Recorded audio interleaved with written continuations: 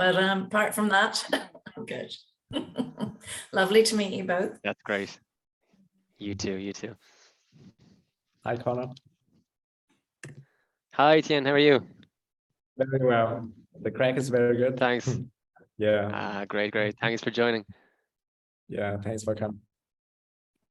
Yeah, I think we have a bunch of us here, and we can start at the right time, right, Anh-Huy? Yeah, you can lead. And we're going to have 5 minutes to wait for all of the guests, all of the audience to come. We'll start by 3:5. Okay. Yeah. And we, just to let you know, my friend and colleague Donal Trainer is also on the line from Ireland, I see. So he might also be able to take some questions. What about that, Donal? That's great. Yeah. Talk about being put on the spot. You have to earn your money here.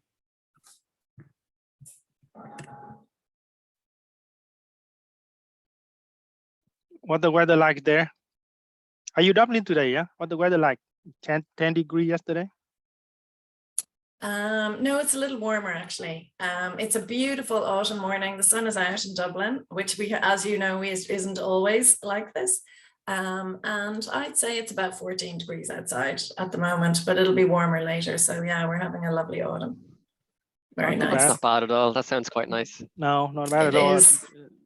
Especially at the end of September. Yeah, no, it's beautiful this morning. You even see the lights coming out through the window of Donal. Talking about the weather, I don't know. Yeah, it's unusually sunny here today.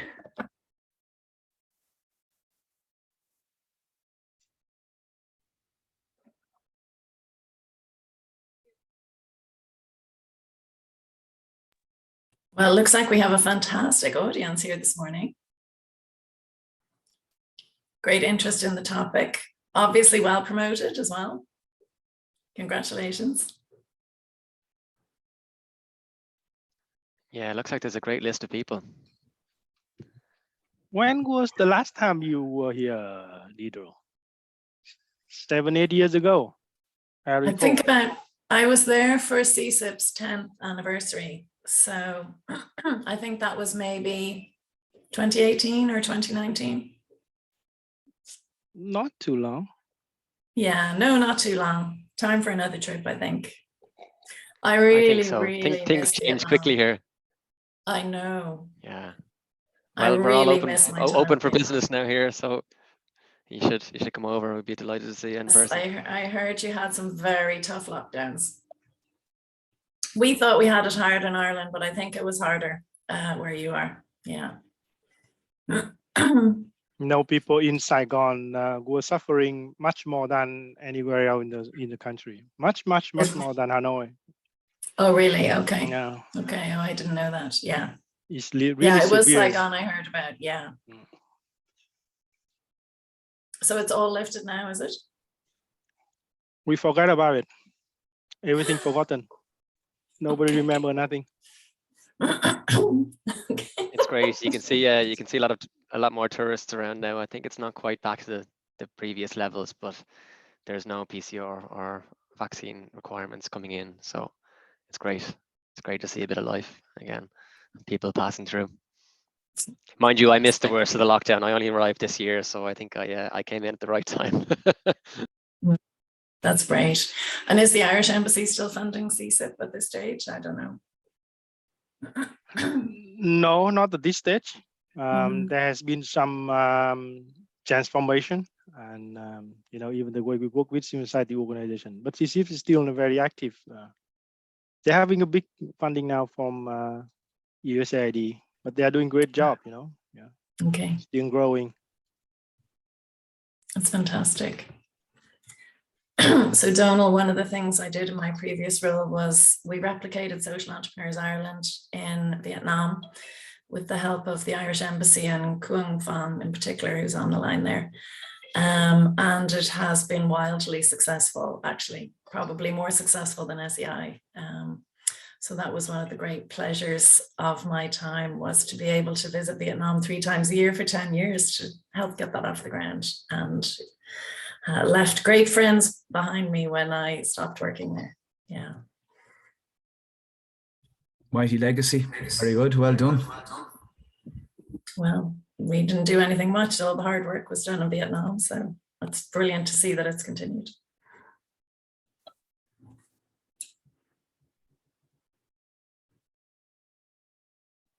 Quite a few of social enterprises and entrepreneurs supported by the footprint program of 𝐶𝐶IP, where the UN Foundation invested heavily in, has been named as the Person of the Year for Vietnam magazine. So very proud to see some of them, even 30 under 30. There was a couple of entrepreneurs supported by that social fund.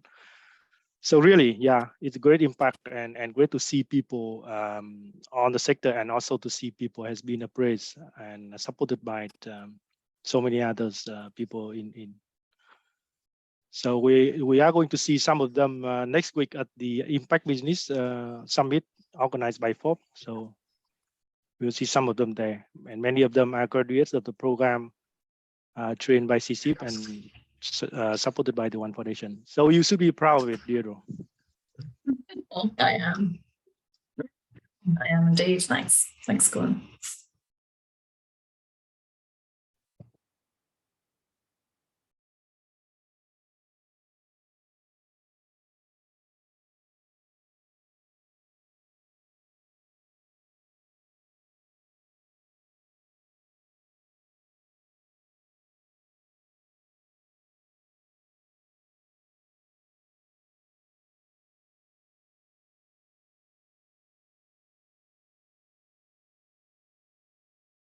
It seems that the time has come. Do you think we can start now, Anh? Let's wait for 2 more minutes. Yeah, I think it's a lot of people are coming.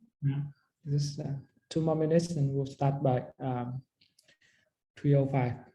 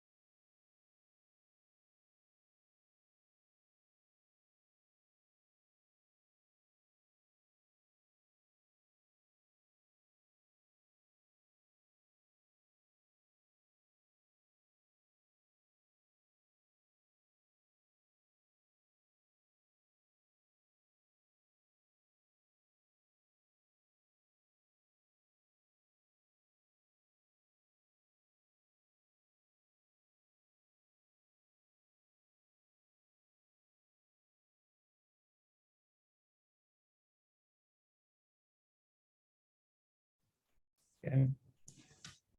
Let's start. Hello and welcome to our online event. My name is Huy. I'm the moderator for today. During this 1 hour session, we will uncover trends, challenges, and opportunities in impact investing, the area of investing in companies making beneficial social or environmental effects. We hope to facilitate a meaningful dialogue between thought leaders, on the impact investing landscape in their region. Also different perspective on how NGOs and VC assess investment prospects and the opportunities and challenges in their creation of a collaborative community for impact startups. Today we have two speakers and one special guest. The first speaker is Mrs. Dira Motel. She has over 30 years experience of changing the world one step at a time. Dira Motel is the CEO of Breathing Islands, which she builds from the ground up, and she's also a social entrepreneur in residence of Connect Center, the research center for future networks and communication. Dira has been CEO of One Foundation, held senior roles in fundraising and communication in Oxfam and Barbados, and held multiple board directorships. The second speaker is Mr. Nguyen, general partner at Earth Venture Capital. Nguyen has been working in the venture capital industry for years as general partners in an Irish VC firm, a German family office, and an ESG fund. Until now, the assets under his management is 600 million euros. He contributes to the knowledge of venture capital scientific research and lecture at a notable European university. Nguyen is a fellow of Irish government and actively contribute to the impact of Irish business, investment and culture in South Asia with the team Ireland in the region. He's a martial artist and a metal guitarist, very interesting. An organic farmer across Europe, China, and South Asia with his endless hobby of history and culture. And we also have a very special guest today from the Embassy of Ireland in Vietnam, Mr. Connor Fint, Deputy Head of Mission. Thank you for joining and giving an opening speech. Mr. Connor Fint, please. Thank you, Hui, and good afternoon, everyone, and good morning to those of you joining us from Ireland. It's great to have you here. I'm delighted to have the opportunity to welcome you here today for the webinar. My name is Connor. I'm the Deputy Head of Mission at the Embassy of Ireland in Hanoi. I actually only joined the embassy here in April, but when I joined, I quickly learned that the embassy has a very broad remit in Vietnam, not only fostering closer relations with Vietnam and assisting and supporting our citizens here, as well as Vietnamese citizens seeking to travel to Ireland, but also exploring opportunities for Irish business. But some of our most important work is our development program, which it's relatively modest when you compare it to the really, really big donors, but we think it makes a real improvement to people's lives in Vietnam, especially the most vulnerable. And we also try and share Ireland's experience and expertise so that Vietnam can deliver more sustainable and inclusive growth for its people. So this is at its heart, I think, about driving positive change in Vietnam and equipping people to improve, to consistently improve. However, we're not under any illusions that government funding, even with assistance from development partners, is going to single-handedly affect transformational change in the country. And it's always been necessary for the world's most developed economies to have strong private sector investment. And in Ireland, I think we have that. And yet we still face a number of serious challenges. One is in our housing system, for example. We still have a number of people who are homeless and are currently in emergency accommodation in cities like Dublin. Often this emergency accommodation is in places like hotels, which is not only costly for the government, but it's also unsustainable and quite unsuitable for living in for longer periods, particularly for families. And the government has recognized the potential power of social impact investment to alleviate these kinds of problems. Impact investment offers a way to work with socially conscious organizations and service providers to invest in solutions to these pressing issues. And investors are paid upon results. And what I found really interesting is that results are evaluated less on inputs or outputs, but on the social outcomes that they achieve.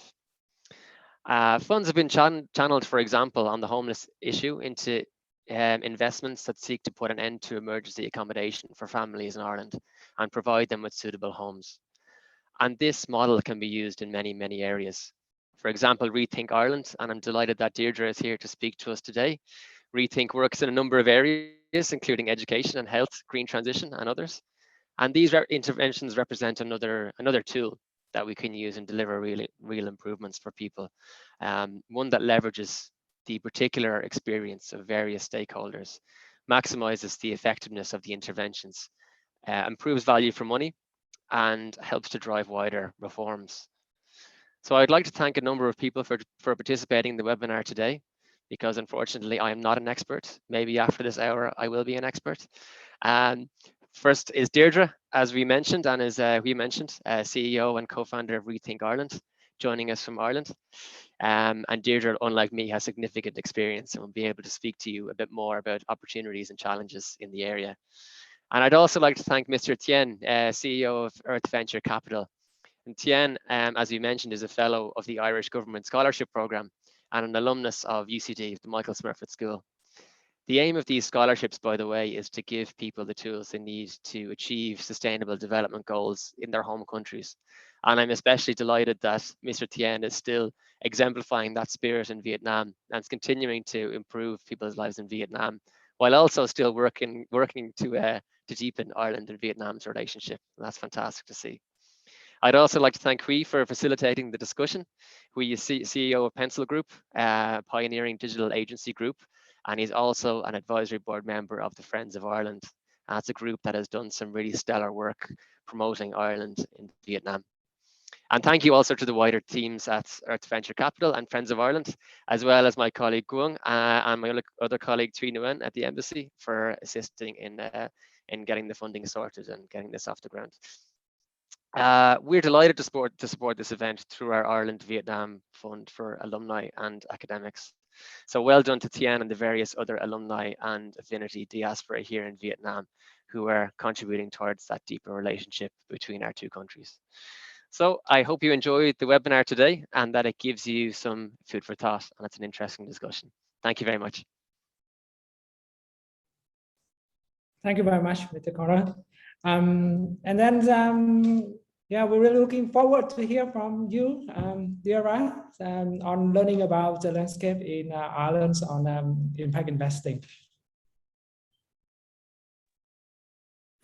Good morning, everybody. My name's Deirdre Mortel. I'm CEO of Rethink Ireland, and I want to say it's a great honor to be invited to speak to you all here this morning. Fantastic to see 62 people on this call. It's morning where I am, 9 a.m. So I'm drinking my morning coffee, but I know it's afternoon, Friday afternoon for you heading into the weekend. I would just like to say I spent 10 years in my previous role as CEO of one foundation, visiting Vietnam 3 times a year. And I was involved in the foundation of 𝐒𝐏𝐄𝐀𝐄𝐓. So Vietnam holds a very special place in my heart. And I'm thrilled to see some of my friends from Vietnam on the call this morning. So I just really want to say thank you very much for inviting me to be here. It's just a very special pleasure for me. So with that, I might share my screen to just say a few words about impact investing in Ireland. And just one moment here.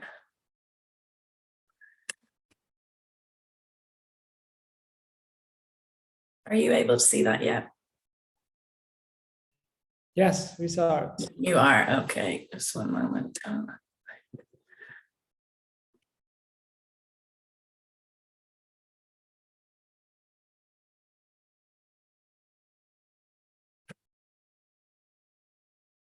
I think you can load down a little bit right at the bottom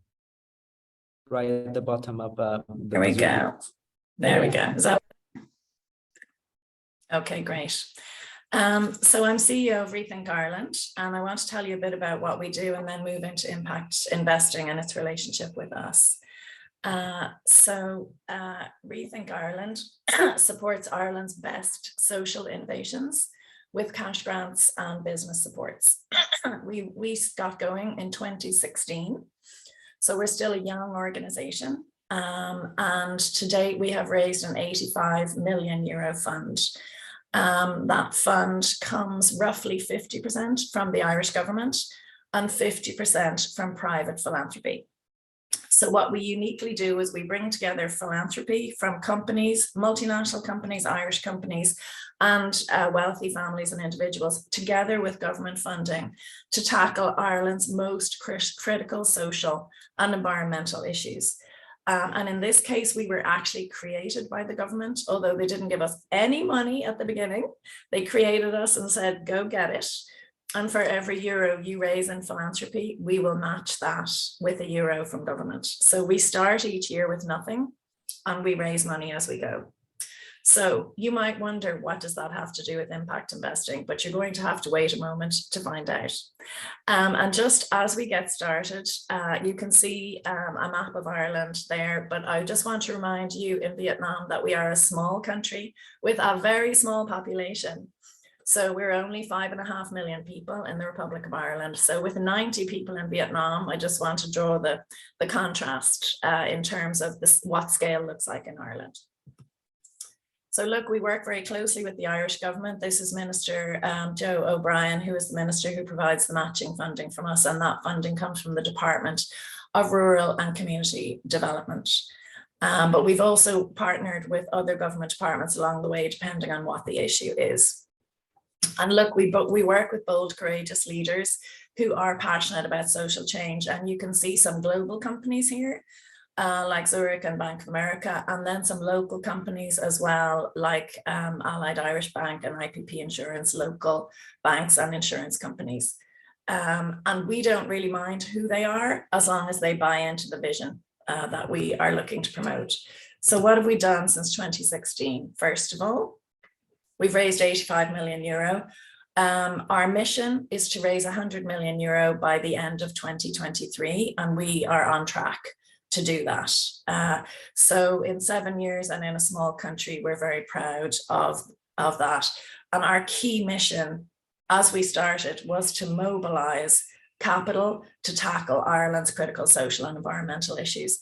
And I think that's where we come together with, how can a venture philanthropy fund like Rethink Ireland, what have we got to do with impact investing? Because we do not seek a return. We raise money philanthropically and we grant it out to social innovations. We do not seek a financial return. Our return is in defined social and environmental impact. And we use defined metrics and goals to do that. And the way that we support the innovations that we choose to support is that we provide, if we agree, let's just say we agree an investment of 500,000 euro, that will be paid a number of tranches, and the first tranche will be paid on contract, but the following tranches are based on meeting performance-based objectives. So that's the commonality. So what do we have to do with impact investing? So clearly with impact investing, that's a for-profit investment fund, which aims to both achieve social and environmental impact, but also a financial return on investment. So I'll come further to that in a moment. We've opened what we call 47 funds. So those are issue-based funds. So we've worked on things like mental health, tech for good, educational disadvantage, and the green transition. We've done 361 deals in our 7 years, ranging in size from 10,000 euro, really small, up to 2.5 million euro, really big. So we do a wide range of deals. And we've touched the lives of 550,000 people, which I am very aware in Vietnam is nothing at all. But that's actually 10% of our population here in Ireland. And finally, we've supported 1,500 people into jobs. So those are people who would never have got a job without the supports provided through our investments. So we're very proud of these figures. So what is impact investing anyway? So we've already touched on it. Impact investing is investments that are driven by both a defined financial return for the investor, but in lockstep with that, also driven by social and/or environmental impact. So ESG is at the heart of it, but impact investing goes beyond ESG investing in terms of its focus on social and environmental impact. And there is an international framework, which is laid out here. It's probably a little bit too small to see, but maybe you can see it on your screen, which sets out on the left. This is the whole swathe of investment that you could have in the whole world. And then what are the different market segments within that? And so on our left, we have finance goals, impact goals, and intentions. And on here we have traditional investment. Here we have responsible investment. Here we have sustainable investment. And right over here, we have impact investing. And on the right, we have philanthropy, which is where Rethink Ireland plays. So why am I here talking about impact investing when it's not actually my business? Why did Nguyen ask me to do this? So one of the things with our goal in Rethink Ireland of mobilizing capital towards social and environmental impact and really trying to tackle our most critical issues here in Ireland, we know that philanthropy is never going to be enough and government funds are never going to be enough. So as Connor said at the beginning, I think we all know that now. So, but we also know that traditional investment has compromised social and environmental impact and has been at the heart of particularly some of the environmental challenges that we face today in the world, in Vietnam as well as in Ireland. So impact investing is, you know, a relatively new way of mobilizing private capital, of which there is an increasing amount in the world seeking returns, while also tackling social and environmental impact. And so we believe in Rethink Ireland that impact investing has a huge role to play in the future of our country, as well as other countries. And so with that, we choose to get involved. So what are we doing? There is a global steering group on impact investing. It's a successor to the G8 Social Impact Investment Task Force. It currently covers 35 countries, and you can see those mapped out.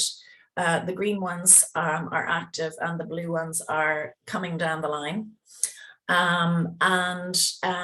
The way that you become active is by a country setting up a national advisory board, which we call NAB.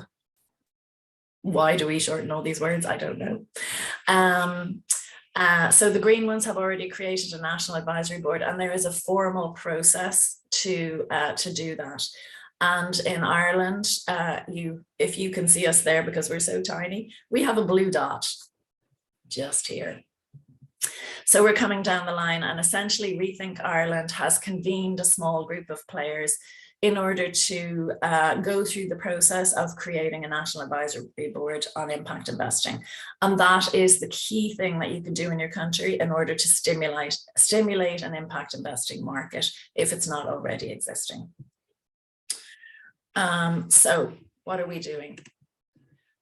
You create a task force, which is an independent and intersectoral body that drives that process. And Rethink Ireland has created that task force with a small number of players. You can see them there. So at the moment in Ireland, we have 2 impact investing funds that are active. They're both very young, about 2 years old, positioned very differently in the market. One is Wake Up Capital, the other is Venture Wave here. And then in addition, we have a number of philanthropies who are interested in getting involved in impact investing in one way or another. So the Small Foundation and ourselves, Social Finance Foundation is sort of an intermediary. So we have 6 partners. And what we're doing, the very first thing you do is map the impact investing market in your country. And then you move through a process. So I will skip through this, but this is the process that you go through in order to create a NAB. And so with that, I would say Ireland's impact investing market is at an early stage. We don't have data on the market at this stage. That's the stage we're at, is where we need to commission that research to actually map the market. But we do know we have 2 funds. We have a lot of intermediaries who have the skills and experience you need. We don't have all the legal frameworks that we need yet. And so that whole mapping is part of what we need to do. However, there's a tremendous interest, and we know that there is a pipeline of investees as well. And just 2 of those pipeline members I can mention. One is Thriftify, Thriftify was originally actually a grantee of Rethink Ireland. In our very first year in 2016, Thriftify is an online platform that helps charity shops to sell their products to specialist markets. So for example, if a charity shop gets a book donated, but it happens to be a first edition of a James's Joyce's Ulysses, it's probably going to go on the shelf and be sold for €1, but actually it's worth thousands of euros. So now that charity shop can put it up on the Thriftify platform, sell it on an international market and get the value that it actually has.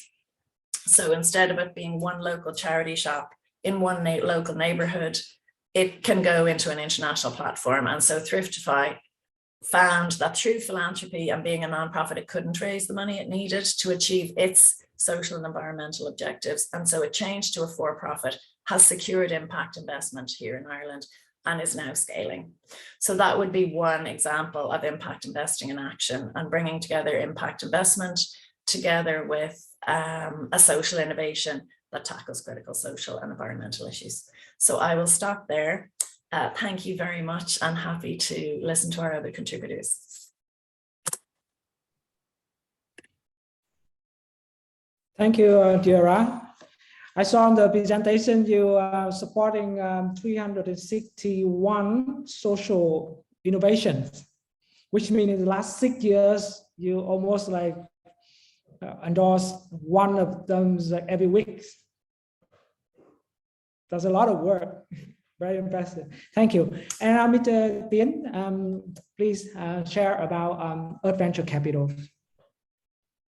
Yes, thanks, Henry. Thanks, Deirdre. I think it's the great presentation, and it's keep me up to date also about what we have been doing in Ireland. And before I start, thanks very much to 𝐒𝐄𝐂𝐂𝐑, the one that got this initiative, and the one that pushed this one to happen. Is I think we should do something like this quite often in the future. And thanks, Connor, for coming up and also share a lot of things. I was the Irish fellow, and I own Ireland myself. So until today, I'm trying very much in terms of promote more things about Ireland into this country, into my home country, Vietnam.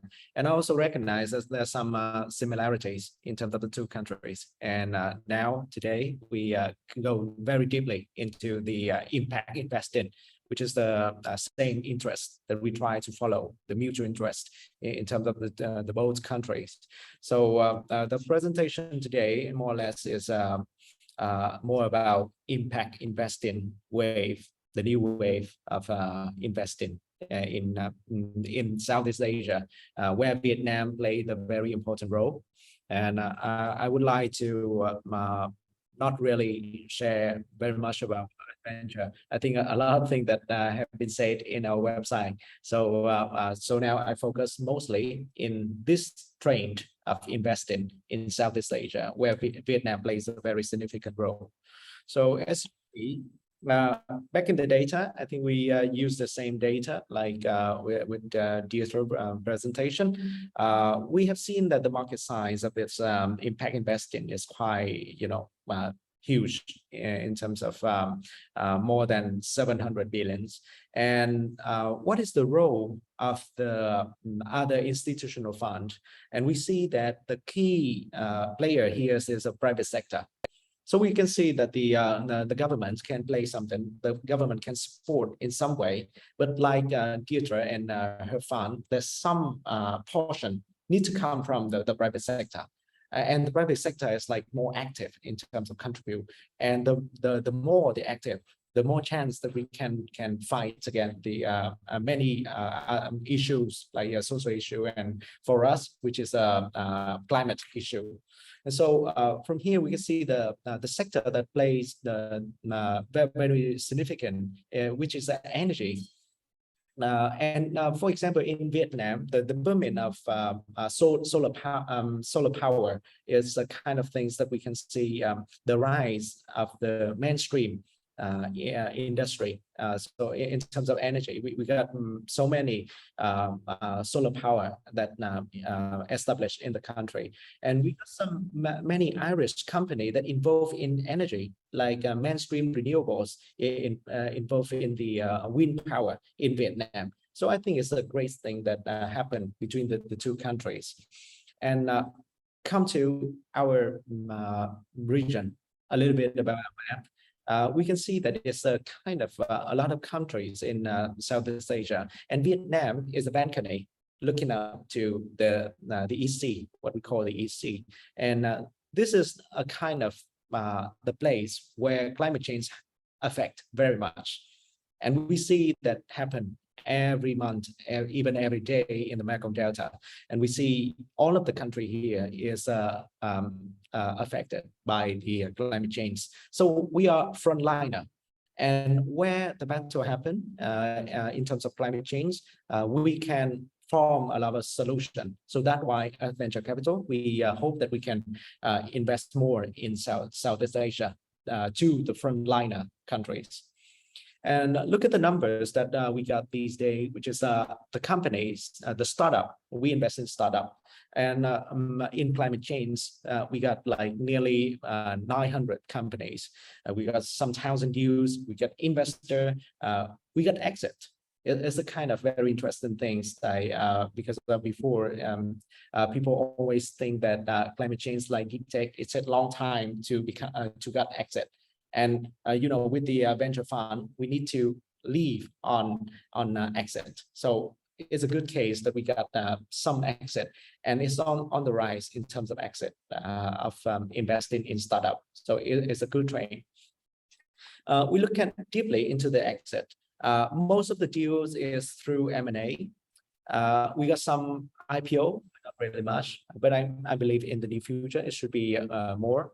And we got some years that people really focus on exiting, but some years is not really that much. It's really hard to exit from the business, especially in startup, and it's kind of harder in terms of startup in climate change. But I do believe that in the near future we can get more chance to exit into this type of investment. Look at the price. I mean the valuation, the post-money valuation after we invest in some company in Southeast Asia. In the column, it's on the rise in terms of valuation. So it's look like the investor, private equity investor, including VC, focus more and also evaluate higher value in terms of startup they invest in. And also alongside with that, the deal size is bigger. It's a good sign that we can more deals with more money, more amounts of money get involved in startup in Southeast Asia. And who is the big player in terms of Southeast Asia? Private equity. Again, nearly 60% of the money that contribute to climate tech startup is private equity. We got some venture capital like 8%, but I do believe that in the near future it will going up and share more the burdens for private equity. And about limited partner, the investor that put money in the fund, especially VC fund, we got around 130 LP actively focused on climate tech and related field. We got 2 endowments and some economics development agency, some funds of funds. Pension fund is not really active in terms of this region. We rely more on the high net worth individual and family offices than the pension fund, especially the pension fund of Vietnam. Their taste is not really into the some sector more risky, like venture capital and also in climate tech. But I believe in the near future, the whole region can go up together, and there will be more investor SLP in this sector, as long as we got more in the region. And there's some report that we can see here, which the carbon and emission technology in terms of VC deals. Everything is on the rise, pre-money valuation, and also the deal size that make us more in this sector in carbon and emission. There's the rise of concentration. More people get involved, more VC deals get involved in this sector. And about the deal value, we can see that it's dramatically going up. Back in the 17, it's not really much, just below 2 billion. But now it's go up like 13 billion in 2021. So it's like we can look at this as a the good sign for the whole market. And again, late stage VC in the Series C, Series D, Series E, focus more and export and deploy more money into this. Angel and seed, but we can see that angel and seed, even they commit smaller money, but we can see the color here. So that means they play some role in the market. There's some angels and that would like to put money in the very early stage startup. To me, it's the kind of good sign in terms of the whole ecosystem. And look at some deals here in terms of carbon tech. We look at the very first, the biggest deal, which is 640 million, is led by GIC, which is a fund, sovereign wealth fund by the Singaporean government. And that is the biggest deal in terms of carbon tech by VC in 2022, up to now. So I believe that Singapore and also some other Southeast Asian country play a very good role in this. And there's a focus in terms of money that flow into VC deal for toward the climate tech. So it's a good sign. And look at this number. We see the Pivot Bio in 2021, Series D, 430 million. And the lead investor is Temasek Holdings, another agency in Singapore, another fund in Singapore. So we see that there's some leaders in Southeast Asian country in this sector. And these VC deals is about land use for sustainability. About trends in Southeast Asian in climate tech investment, something that Earth Venture Capital look at it, and we see some trends that will happen in the near future, which is there will be more solution in early stage, not like before.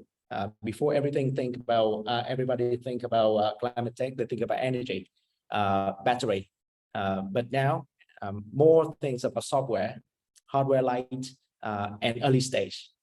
And as long as we can engage more early stage solution, it means that we can engage more entrepreneurs into this one. The technology barrier is not that high, and more people try to take risk. And the risk for sustainability, I think, is a good risk. The risk that everybody should take. And the second point I want to say here, which is a mainstream activity, it's not CSR anymore because we run out of time. We got less than 100 years to make something happen. So it's more mainstream activities for big firms, and it's not CSR. It's not something that just add value to the brand. It's something that engage more in terms of the coverage. And in this region, Southeast Asian, I believe that we got regional issues because we are frontliners. We see what happened every day.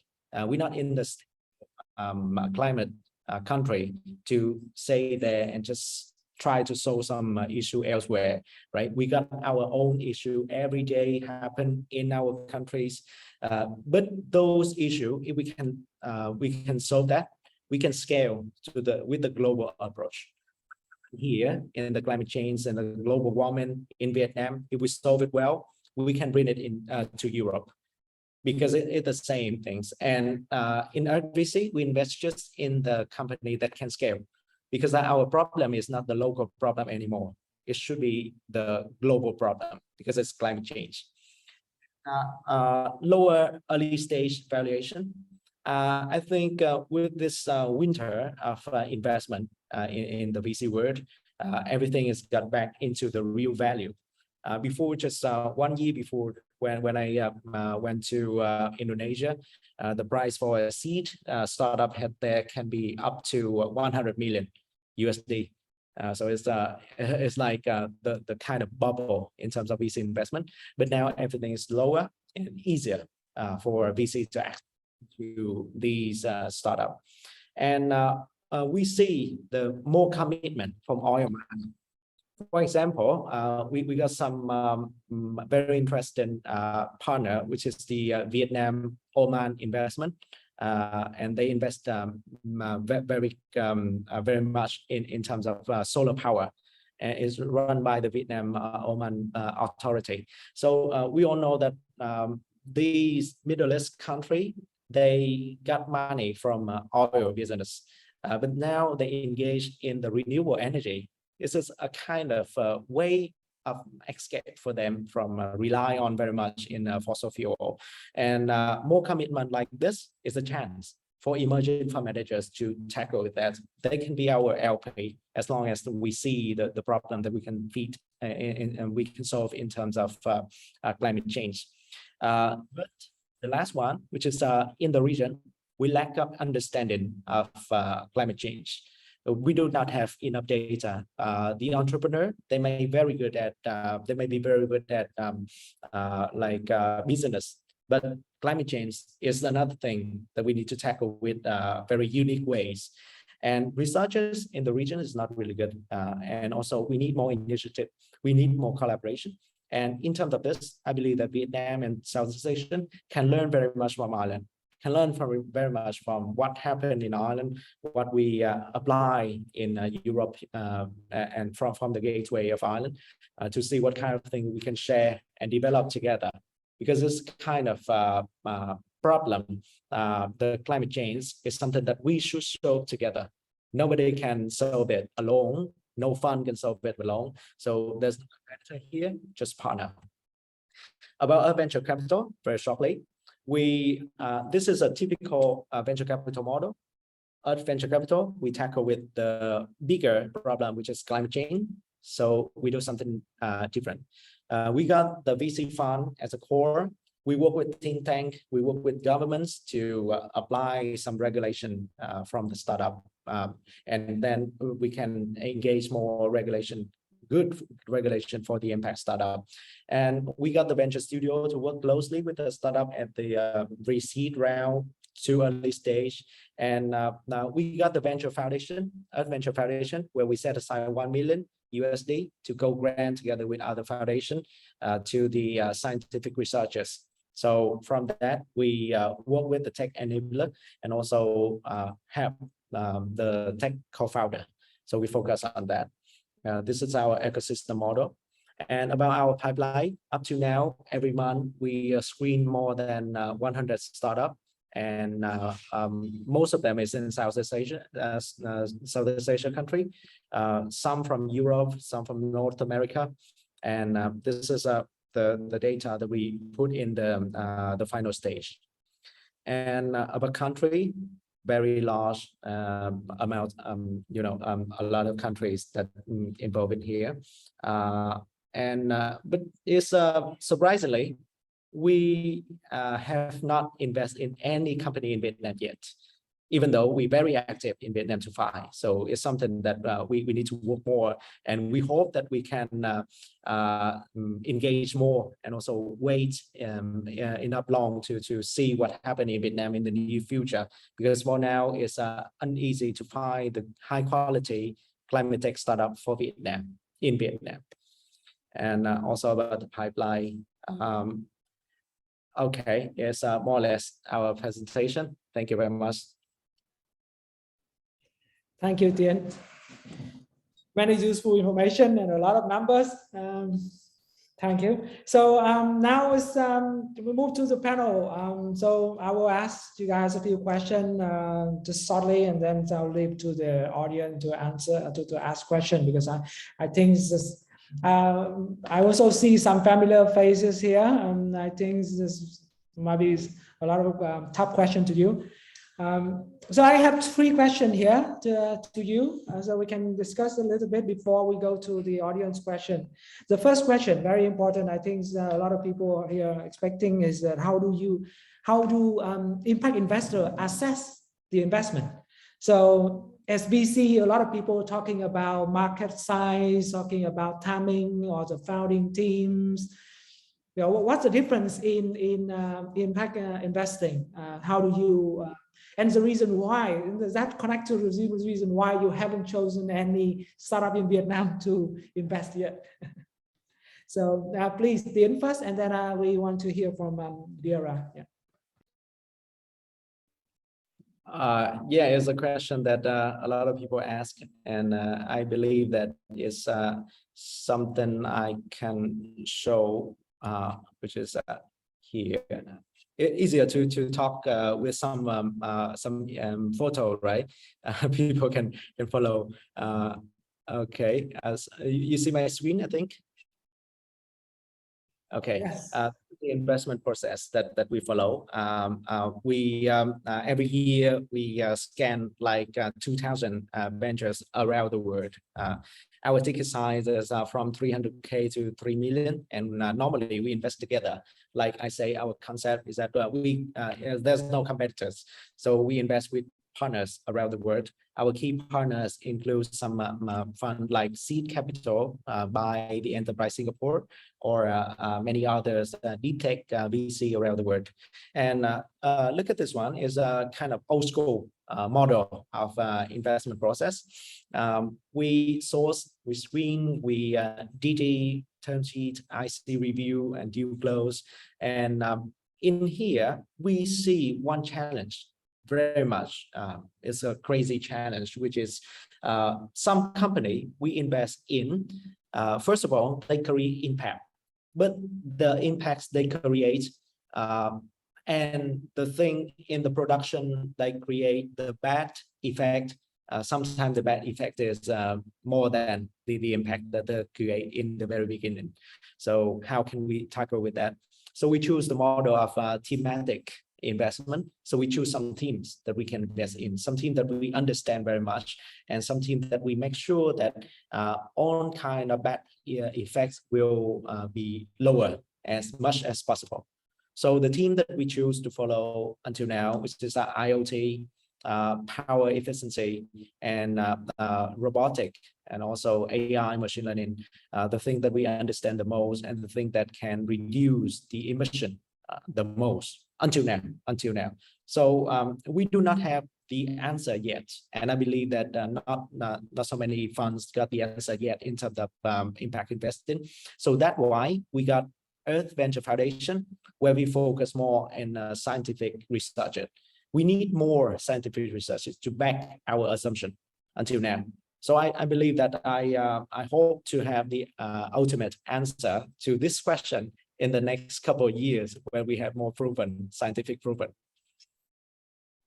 Thank you. So from what I understand, the most important thing is the impact, right? And the impacts must be measured with the whole process, or the holistic view of the business.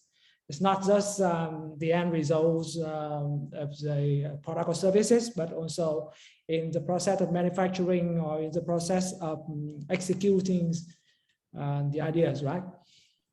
In short, it's uneasy to analyze and calculate and measure the impact, especially in investment, because we need to compensate some of the, because we need profit anyway. We need to exit, we need to have profit. So we choose the team that we can lower the bad effect from impact investing as much as possible. So we are taking investment. Yeah. Thank you. And Dira, what do you think? Yeah, thank you. So So look, Tien has described very well from an active impact investor's point of view, and that's a really practical answer, so thank you so much. So maybe just what I would add to that from a European perspective. So first of all, obviously measuring the social and environmental impact is really important. And I think one of the things that's happening in Europe and globally is to develop a taxonomy around like, how do we define impact and how do we measure it, whether it's social or environmental, in a way that's comparable across deals. Because if I'm Tien and I'm trying to say, well, both of these deals are offering me 10 or 15% return, and one claims this impact and one claims that impact, how do I decide which is the best deal? So increasingly there's a global and including a European effort to actually define, to have standardized approaches to defining and measuring social and environmental impact. So I think that would be the first thing I would mention. Otherwise, how can investors decide which deal to actually accept? I think the second area, clearly the return is important, and Tien has spoken to that already. And two other things I would add. I think, first of all, look, all investors look at the founding team. Do they have the skills, the profile? But I think in impact investing, there's a third element, which is intentionality. So what is the motivation of these founders here? And, you know, understanding deeply what their motivation is to start this company is a really good predictor of when the tough times come, because they always do. Are they going to compromise impact for return? And so understanding why, what is the actual motivation for starting this, will help to predict some of those decisions later. And for impact investors, I think that's very important. So intentionality and the motivation of the founders is an added, I think, screen. And then the last thing I would mention is increasingly in Europe, right across investing, but including impact investing, governments in particular are increasingly investing in impact investing funds. And part of what they're looking at is the profile of the partners in the fund, the founding partners. So there's an increasing interest in female-led funds. So how many female fund managers, how many female partners, is the managing partner female? And the reason why is because, I think increasingly globally, we understand that men and women don't lead and manage the same way. And that there can be a different approach to innovation and to decision-making, which can lead to market opportunities at a very practical level. So also looking at, including diversity in the thinking. So are they female-led companies, and are they, I think increasingly LPs are looking at female-founded and female-led funds, or minority-led funds is another area. So Wake Up Capital, one of the two impact investment funds in Ireland, is led by Faye Drouillard. Faye is female, and so that is a female-led fund. So of our two funds, one is female-led. So those are the extra additions I would make in addition to Tien's responses. That's an awesome answer. I just realized that it's so important to understand the motivation, because you always find it's a very thin line between profit and social impact, and you have to choose. Sometimes it's very difficult decision to make. So yeah, thanks for that. It's really eye-opening. So how do you measure impact, Deirdre? How do you measure the end result impact of the startup? Okay, so we look at social and environmental impact differently. And in relation to social impact, we're looking at, because we work across a wide range of issues that we're trying to tackle, or sectors, as Tien would call it, we're looking at, okay, what is the desired impact? Is it securing employment for people who are different from the labour market? Is it improved educational attainment for vulnerable young people? Is it improved mental health? So what is the desired impact? What are the standard metrics in place for that? And how does this innovation stack up against those metrics? And we're looking for what level of evidence do they have? Now, we will always ask, what is the level of evidence? But we will also accept that because they're at an early stage, they're not going to have a lot of evidence. So we want to know what evidence they have. But I guess our fund managers are quite experienced at making an assessment of, if they have this level of evidence, what does that point to? Because it's not going to be definitive. We're not at the scale stage. We're at the much earlier stage. So, you know, if they have this level of evidence in relation to improving mental health outcomes for young people, how is that likely to predict what's the trajectory for that if we invest in this for 3 years? And so there's a level at which we look at the evidence, and there's a level at which we have to make a judgment call about what we believe is possible based on this team, this market, and, you know, including the maturity of the innovation and the market as well. So it's what we call an art and a science together. Do you have like a very quantitative model for measuring impact? Examples like you know, measure by cost per impact, or measure by I don't know what, but do we have like a model, so like a really like a framework? Because I think there's a lot of startups in these talks. They may want to learn, maybe you give like a framework or research so they can learn how they structure the activity. So at the end of the day, they can actually give evidence of the impact in a scientific way, in a logical way. Yeah. So it depends on the sector that we're in. So in some sectors, we don't have a very, like, it's not a very quantitative framework. And in other sectors it is. So if it's an area where, for example, it's possible to measure clinical outcomes, and therefore there's a scientific methodology in place. So mental health would be one area, literacy would be another area, and then access to jobs is not a very sophisticated quantitative model. It's pretty obvious. But I mean, for example, if we look at environmental impact in Ireland, that's at a relatively early stage in terms of measurement. So we are not really able to use a quantitative model there at this stage. So it depends a little bit on the market. And the other thing I would say is what's different between us and what EarthVC is doing is we're not particularly a tech-focused fund. So I think tech-focused funds would operate quite differently to a lot of what we're investing in as human services. There may be technology involved, but I wouldn't call it a tech startup typically. Thank you. So back to Tien, because you focus more on tech startups. So, and probably tech startups always quantitative. So always based on data on what they do, and also measuring their impact. So how do they measure their impact, and you measure the impact of a successful investment? Yeah, actually, I don't think this business is that a machine. We are more human, and we got the human-centric approach. And for VC, in my opinion, there's both science and art. The science is where we structure the deals, how we can claim a lot of things in terms of the startup going up, how can we avoid our risk and reduce our risk and everything going down. It's a science.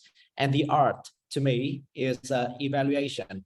Is always, and I think it's a black art anyway. And also, I believe that measuring the impact is another type of art. Let me call it green art. It's something that we need to do it. And for us in EarthVC, we trust the founders and we follow the founders. We hope that we can find the good founders is the key things. The founders that understand and also can show to us their activities related to the climate change, the things that they hope that they can improve throughout the time in terms of climate change, is the founder that we find. And we work together with them to find the best model for their business. And like I say, the nature of the business is what we look for. So the company, for example, do the building power efficiency in buildings, it's likely that they can create good value because they evaluate on kind of power that we use in the building, and then we know how can where we can optimize the using of the energy. So it's likely that we can invest in some company like that. Now, some company like they can create new materials. Again, material is from something not fossil fuel.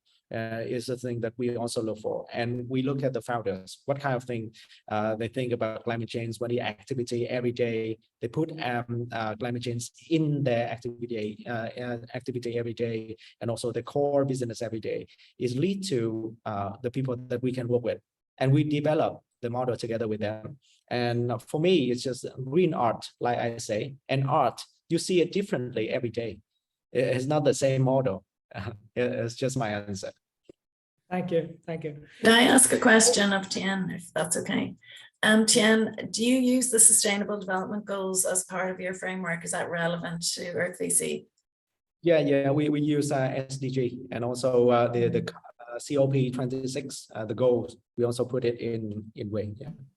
Yeah, that's interesting. So we use that not really to measure progress, but we do use it to report because it's important to our stakeholders. So our investors typically measure their progress under the SDGs. So we capture our impact against SDGs and publish that each year.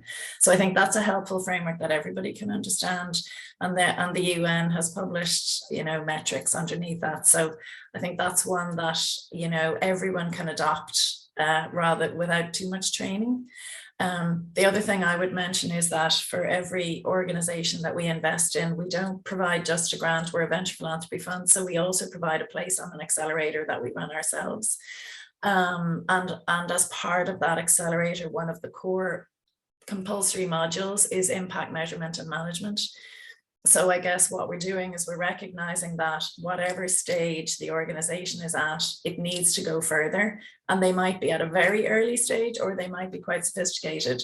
But by doing that module together as a group of investees, they will be learning how to take it to the next stage. So I suppose we recognize that everybody needs to improve. For some, it's a strength, for others, it's a weakness. And we give them this mandatory module to strengthen them on that journey. Great. So you both mentioned a lot on your focus on a journey with the founders, right? It's very important. They set the right, we know the right motivation, very important. The journey we go through tough times or through building the new, the way to measure. But what are the challenge, your challenge in working with founders?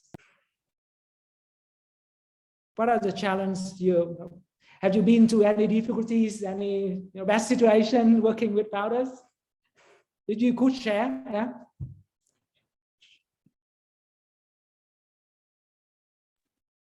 So look, I think when you're working with any group of people, there's going to be a wide range of experience. That's the first thing.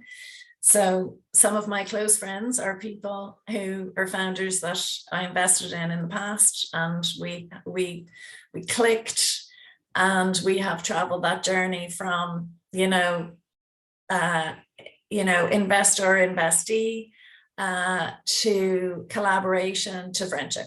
Okay. And then for others, it doesn't work like that at all. So of course, in the ideal world, you're trying to align all the incentives so that you're 100% aligned, and success for them is success for us. But there's always the human element. We may not agree with a strategic decision they make. There may be a change of CEO, or a founder may leave, a founder may get sick. So, all these things happen. There might be a change on the board, which leads to a changed attitude to the investment. So all these things can lead to difficulties. So, what we recognize is that we are We are a funder, but we're not the only funder in the room. We do have opinions about strategic decisions, but we don't have decision rights. We don't take a seat on the board, for example. And so we will debate those, but in the end, the organization has to take its own decisions. However, if that decision sets back the investment such that they're not meeting the metrics for the investment, then we have the right to hold up the next payment. And I guess that's where, as we say, the rubber hits the road. So we rarely hold up payments, but we have done it. And I guess the point is not so much to cause pain to the organization, but it's to really enable that conversation, that very real conversation about what's happening here. It's a tool to create a real conversation about what is happening here, where is the organization going, and why are you making this decision that is not aligned with the original investment. So that's what I would say. Thank you, dear. And then I think our job is the job of 1,000 no. So we say no all the time. So let's look at our pipeline, thousands of companies. Most of the time we say no, and it's lead to some bad feeling for the founders. But I must say that sometimes most of the time we do not feed the founder. It's not because the founder is not good, just because we do not feed them. So just as the founders are not in the portfolio, it's like that. It's always challenges to deal with saying no to me. Yeah. So, but anyway, it's the thing that we should do for the good of both organizations. For the founder in the portfolio is different. We need to, see what kind of thing that they do, and also we need to be alongside with them even they make wrong decision, where we need to support them in any way. And I think what is the worst thing that can happen for my business before, when we just look for profit, the worst thing can be we cannot deliver the returns that the investor wants, right? But invest in climate change is different anyway. If we keep on create good impact with the profit moderate, is something that I truly believe that there's no worst thing when you invest in climate change. And for the founders, I still waiting for some challenges in the near future with the founders, because anyway, if we got challenges, it means everything going on, right? It means that we still in working, and the class happen all the time. So we enjoy the challenges, and we can drink beer after that. So no problem. Challenges need to happen. very positive mindset. Thank you, Tiến. So my last question before I give to the audience is that can you share just one trend to watch for the audience here to watch? If there's one trend in impact investing that you think is very important in the near future, what is it? Yeah. Tiến, can you go first, and then yeah. Yeah, to me, it should be data collector. It's like the collection of data, because for now we treat climate change like a lot of blind people treat the elephant. Many people say that the elephant is this, is that, is just something else, but we cannot see the whole elephant because we just can't touch him. So I believe that we need more data to analyze what happened just in our sector of climate change. We need to know what kind of climate change is this, and scientific data. So we hope to invest more in the data company. The data analytics company, and also like AI machine learning is the thing that we look for, and they the one that can define and also have us to know. Without knowing, we cannot invest correctly. So to me, data focused is the company that we really want to invest in. Thank you. I hope there's a data company in the list. Contact Tiến right after the event. And Dira, what do you think? Yeah, so I think the one to watch is female entrepreneurs and female-led funds. I think in the US and Europe, investment is massively dominated by men, often older men, who I think have not always seen women entrepreneurs as valid, or maybe they haven't looked for investment in the places where women entrepreneurs are, and they've missed some great deals. And I think that is now becoming much better understood. So I think there's an opportunity to avoid that pitfall. And so we're now seeing the major government investors, not so much the private investors yet, but the, including the European Investment Fund, the European Investment Bank, and the government investors are all setting targets, because they know if they don't set targets, the men on their teams won't find those entrepreneurs and those female-led funds. So there's an opportunity to jump over that and just get in there at the beginning. So that's what I would encourage in Southeast Asia. We know we have so many incredibly talented women.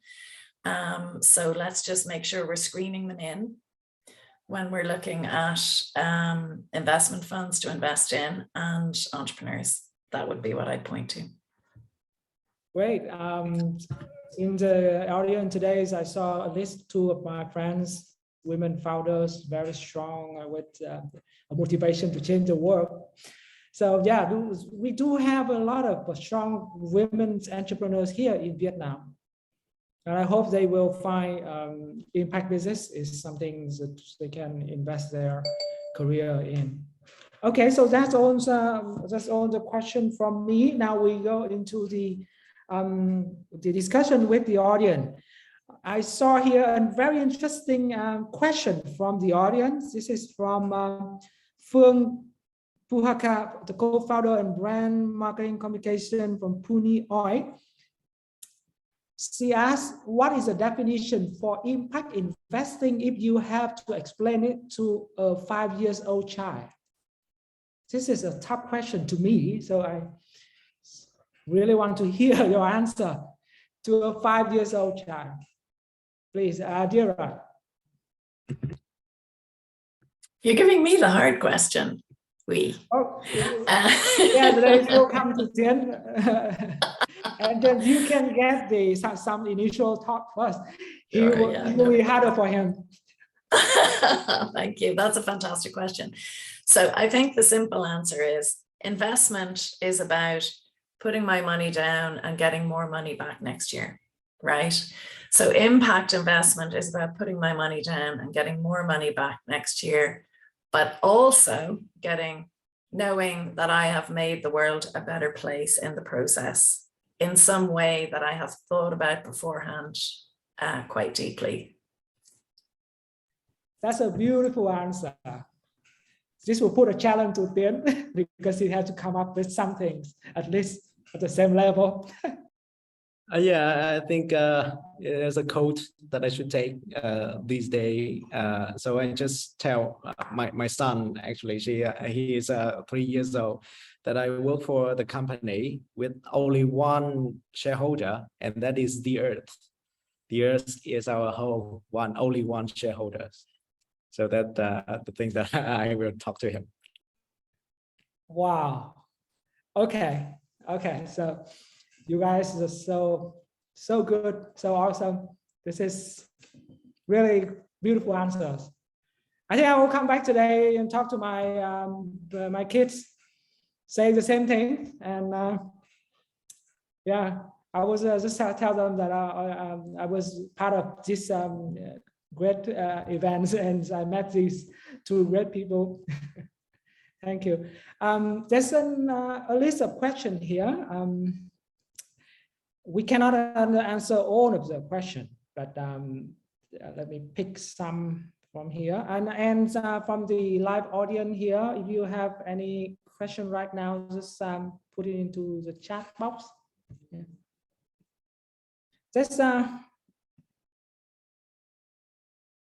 There's a question specifically about the coffee industry.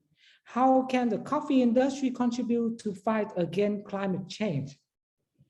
What do you think, Tien? Because you are into climate change. This is a very specific question. Yeah, I think it's not specific enough for me to analyze what kind of like what kind of value in the value chains that the coffee company do, right? To me, I drink coffee every day, and I think it is good for make me more active. But with the not doing it in the right way, it leads to something maybe even different. Like there's some soil, you can plant something else, not the coffee, but you use that land to just only plant coffee. It leads to some unbalance in terms of the biodiversity. So I think it's really hard to answer the questions, but I believe that one key thing is that we need to invest in something that create the impact in terms of climate change in 3 keywords. It needs to be scalable, because for the speed of climate change is much faster than us. So we cannot invest in traditional investment, the due, which is traditional, because it's not fast enough, and we do not have enough time to fight against the climate change, and we waste the money then. The second thing is that the due need to be adaptable. They need to adapt into the ecosystem. Everything's changed very fast these days. The temperatures, the soil, everything's changing. So they need to adapt very much. So that's why we choose this is a solution to invest in. And the third one is that the founders need to devote their life into this business, climate change. So it's like if we do not if we invest in them and then they fail, they start something else. Climate change is the behavior. It's not that they fail and then they sell real estate or something like that. It's not the founders that we look for. 3 key things. Yeah, thank you. A question to Deora. This is from Donald Trainer, Group CEO of Community Finance Ireland. He asks, how best do we encourage collaboration between philanthropy and social finance with a view to sustain the former and enhancing the reach of the latter? Thanks very much. And Donald's here at the line with us. Thanks, Donald. So I think that's actually a hard question. And I think there's a number of different answers that might be the right ones. One is drinking more coffee together, because I don't think we know the answers yet, so it has to be exploratory. And I think the second is, like, if we start to segment the philanthropy market a bit, there's a number of different players that act in really different ways. So it's about looking at the different, so, you know, if we look at high net worth families who, you know, have the independent control of their finances, it's about engaging with them about the relationship between their philanthropy and their wealth. And whether there's a spectrum, you know, if they're not thinking about it as a spectrum, could they think about it as a spectrum? So that the way their wealth creation, the way their wealth is invested might adjust. And then the way they conduct their philanthropy might adjust, and they might be brought closer together. And there might be an impact investing play, or there might be a sustainable finance play in there. So instead of seeing them as 2 different things, we make money over here and then we give it away over here. It's about looking at that spectrum we looked at earlier. I think for companies, then it's a very different conversation, because companies are owned by shareholders. The management doesn't make all the decisions. So I think that's a much longer conversation. But we are seeing companies engage in that conversation, and particularly some of the big American banks are thinking much more deeply about this than they have before. But I think some of the more local companies, I think there's a longer conversation to be had. But I think first of all, it's about the key players drinking coffee and exploring ideas. So it's all about conversation. So Donald, do you want to respond anything? Do you want to clarify anything? No, I figured as much. Thank you. Lots of coffee on the way. No alcohol. Yeah. Okay, there's a question here to Tiến from Hằng from WeBuy. What rate of return do you expect, and how long is the investment period? Yeah, thanks. The period, we are the 10-year fund, at least for fund one. So we look for a 3 to 7 year before we can exit from company. Very traditional. We our key value is in short is A is ambitious, B is a breakthrough, and C is committed. That's the key thing we look for in the founders. So also we are in kind of ambitious. We hope to 10x everything. So basically the IRR around 20 to 35 is something that we look for. But in back in my introduction is 30, 35. So we do hope that we can create something like 35% in terms of IRR for our fund. And the reason is we try to solve the misconception of invest in something like sustainability or climate change may lead into very low profit. We try to persuade the world that there's something else. We can both invest in climate change and create high profit, even the best profit that we got. So we hope that we can do that, but you know, it's ambitious. We cannot guarantee anything. We cannot promise anything, but I believe that's the nature of VC. So we just look at the end of the road and we just keep on walking into that. I hope that I can announce to the audiences, everybody here, when I can make it. So in terms of these questions, this is something that I can say. I cannot promise, but that's the thing that we aim to. Thank you. Another question, I'll give it to you because it's a question about tech. So Tang from Momo asks, can you explain in a few sentences how blockchain can solve climate change problems? Yeah, I think these days people are aware of the merge, right? Happened with ETH, Ethereum. It's a kind of, I think it's, I believe it's the thing that creates the new generation of technology. We are at the gate of the new generation, new era of blockchain. I do believe that the use case of there is can have everybody, you know, a lot of application in terms of blockchain.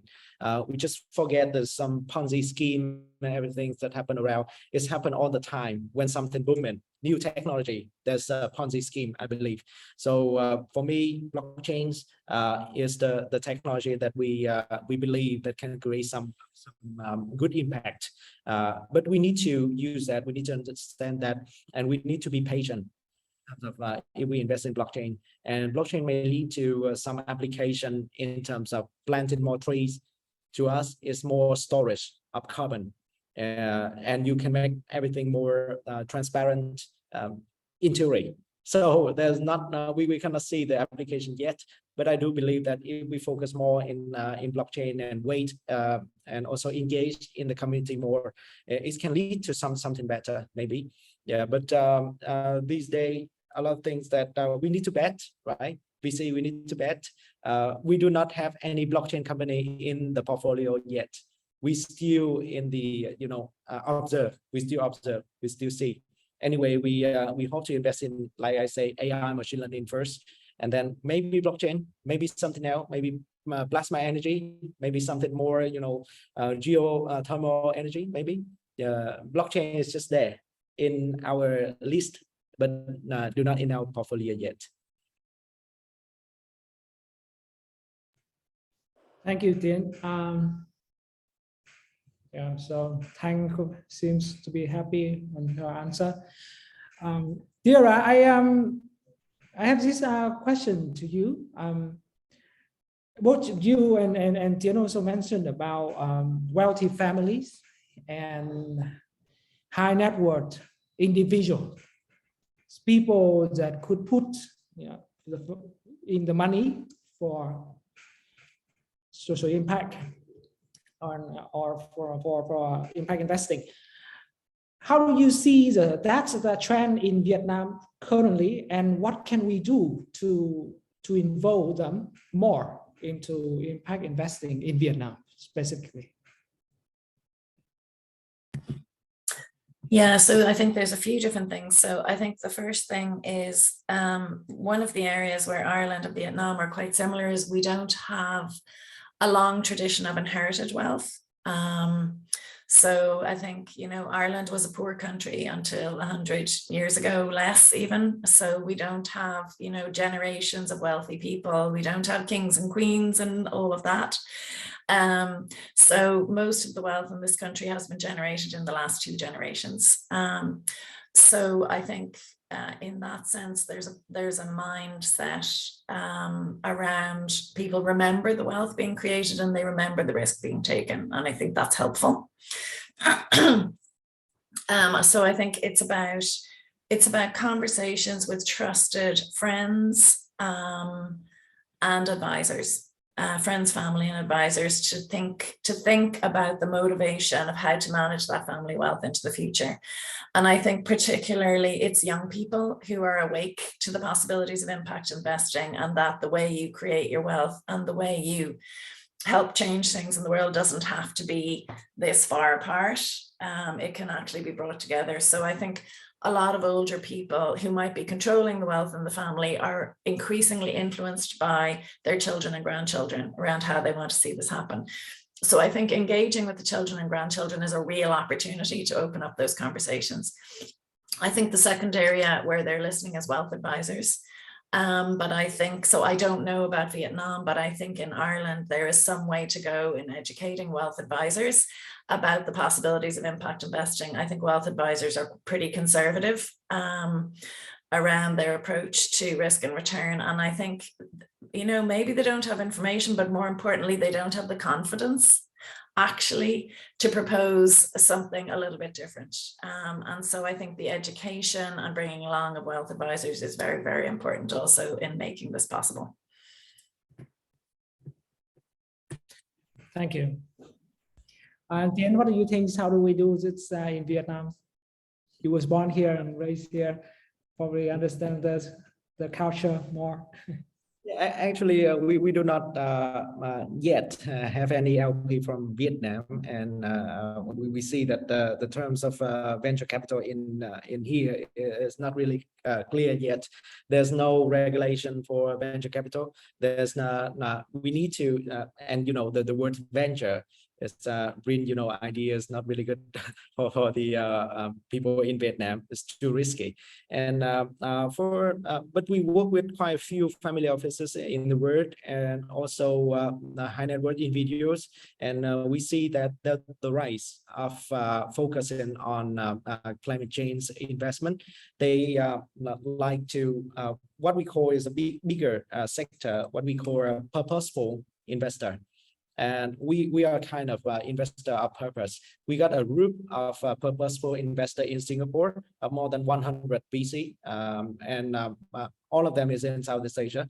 And there's many family offices, high net worth individuals want to allocate some of their money into investor with purpose. It's not only climate change. So I see the rise, I see the trend. But in Vietnam, first of all, I believe that we need to define and got the standard of family offices and high net worth individuals. What is the high net worth? How can we define them? For example, in Hong Kong, it can be like if you got the net income of like 400K in terms of USD in the past 3 years, and you got the assets of like 8 million Hong Kong dollars available and easy to liquidate in your portfolio, in your asset, you can be considered the high net worth individuals. But in Vietnam, there's no standard yet. So you can go to the coffee shop and you can see somebody claim that they are rich people and they can invest in your startup. But then when you disclose your information and a lot of things, it's turned out that people just turn you around. So I believe that is we need standard, we need regulation, and we need a lot of things to and also I think we need deep understanding in the knowledge in terms of for the startup.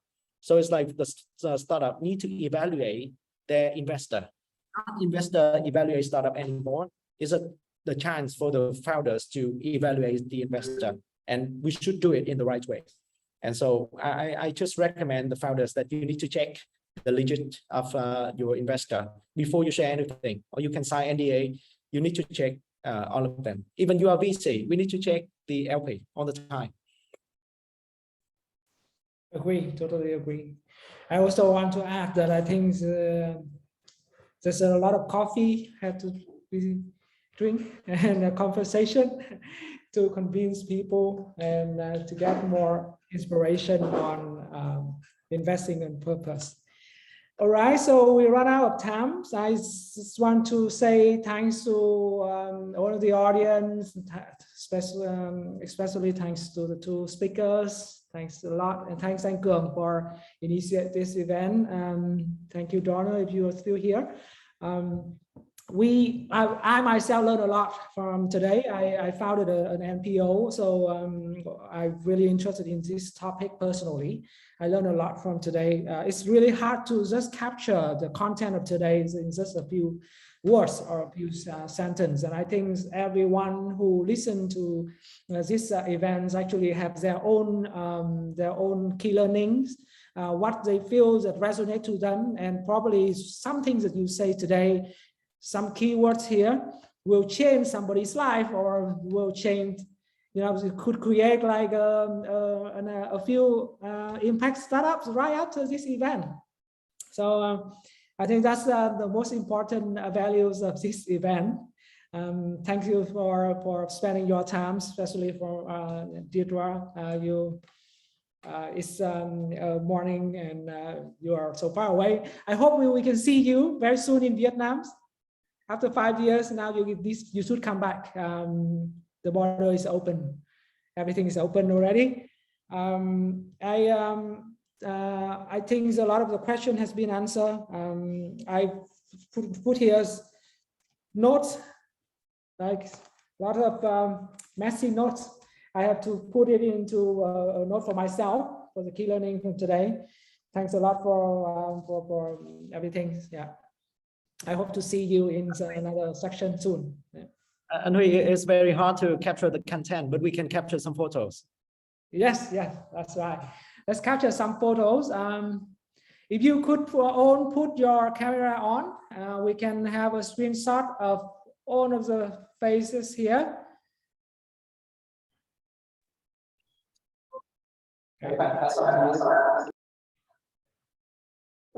Okay, please put on. Can I have everyone turn their camera on, please? We'll have a group photos. And I just want to say thank you very much for inviting me. And it's been a pleasure to spend some time in Vietnam on a Friday morning for me. So yeah, it's like a little visit. So thank you very much for that pleasure.